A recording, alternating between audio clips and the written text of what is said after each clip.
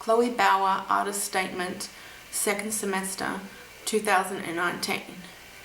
My objectives this semester have been to further explore and gain a deeper understanding of reinventing, reimagining and reviving my selected historical works by the Bloomsbury Group. The works I have chosen are the famous woman plate paintings created by Vanessa Bell and Duncan Grant in the early 1930s, as well as some Omega ceramics that I thought connected. My aim was to have another go at revisiting historical works of art through studying them and the history that surrounds them, then transfigure ideas, technique and decorative elements into a contemporary art context. By interpreting them in new ways, I have learnt a relevant and contemporary approach to art making and how the method can be achieved. This is a second attempt as the same task I undertook last semester, but this time coming from a new perspective and direction. I have reflected on my theoretical and practical outcomes and gained new knowledge and understanding. This has enabled me to decipher how the approach actually works more in depth and the potential it can achieve, as it is an interesting yet enigmatic subject matter. My approach last semester manifested an adaptation of the Bloomsbury plate paintings with a few references, but was further removed. The original ceramics were transfigured into contemporary ink paintings of admirable figures that inspired me today.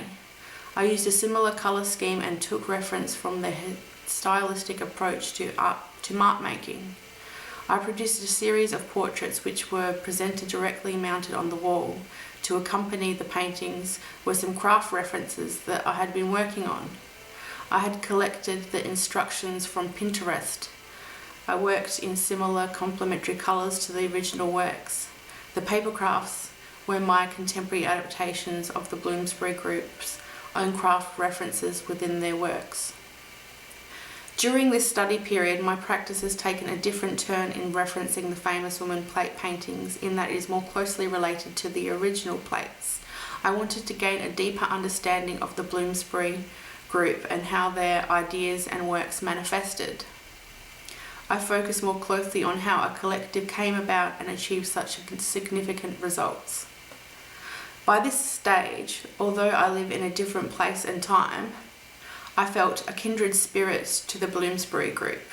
I understood now how Cicely Brown and Jutta Kotha's interest in time travel, but coming back in working in the present. This in part is what makes the approach so interesting. I really hope I can learn from the Bloomsbury Group's successes and in the future find the potential to be part of something myself. Another approach to historical referencing which took my interest was Cicely Brown's notion of finding a niche in art history, where a creative can see potential for further exploration and development.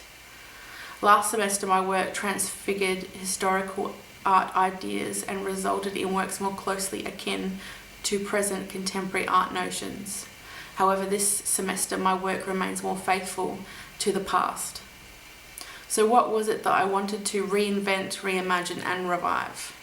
This could be an essence to the Bloomsbury Group's existence, that I may be able to own, see and touch a Bloomsbury work of art, that I can imagine I am one of them, that I can acknowledge my favour for them, to create a tribute, to learn from them, that I can one day create or be part of something myself.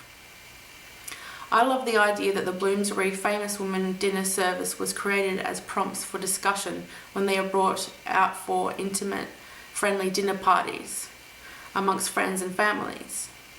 I wanted to make my own work in a similar vein for my own family and friends to enjoy. Along the way, I have made a few changes to how the project will eventuate. First, I bought some blank ceramic vessels. I painted on them contemporary adaptations of the decorative style and subject matter of the chosen works I referenced. I also chose to include imagery and text of things I had been collecting from the internet to make sense of my struggles and how I wanted to move forward. These pieces felt quite personal to me, and I didn't really produce a cohesive message for the viewer to respond to. I felt that these inclusions were a distraction from the meaning of the project. This led to me to make simpler, direct references to the Bloomsbury famous woman plate paintings. I then chose contemporary relevant subjects for the portraits on the plates. I referenced the original colours, elaborated and adapted their decorative styles. I also directly sampled motifs and included my own take to their painterly style. I learnt that the original Bloomsbury decorative style was developed at the Omega workshops as elaborations of handwriting. Their freedom of expression and joy were intended to be present and was aimed to work in contrast to the mass-produced wares of machine-made items. I value this motive and drive to the works. My final works are a series of 9 plate paintings on 5 blank plates.